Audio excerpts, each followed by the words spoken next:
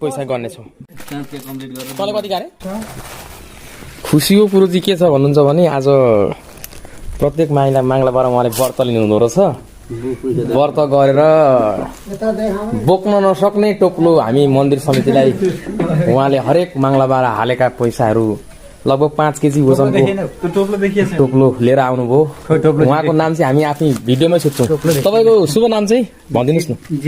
हजुर, उहाँ चाहिँ जितबहादुर। उहाँले एउटा यस्तो राम्रो काम गर्नुभएछ, सायद हाम्रो बुद्धिमा आएको थिएन, तर उहाँले चाहिँ गर्नुभएको रहेछ।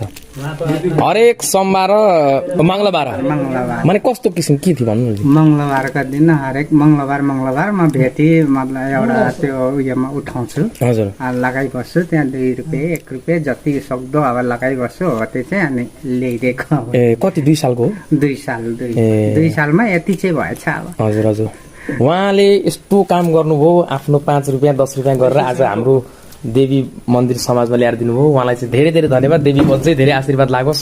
हामी सबैजना बसेर गर्नेछौँ यहाँ कति के पैसा छन्। र अब तपाईँहरूले के गर्नुहोस् भने यो टोप्लोमा पैसा कति छन् त सबै पैसा तपाईँहरूले हामी गन्दैछौँ र तपाईँहरूले कमेन्ट गरेर भन्नुहोस्। एक्ज्याक्टली तपाईँहरूले पुर्याउन सक्नुभयो भने रेन्डमली सिलेक्ट गरेर तपाईँहरूलाई हामी गिफ्ट एउटा दिनेछु।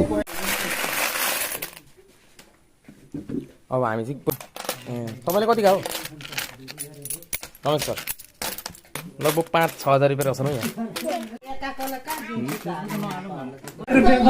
पैसा गरेर मान्छे थकाइ मारेर हेर्नु न, थकाइ लागेर यस्तो भयो। सबै थकाइ लाग्यो कि गन्दा लगभग आधी घन्टाभन्दा बेसी टाइम लाग्यो।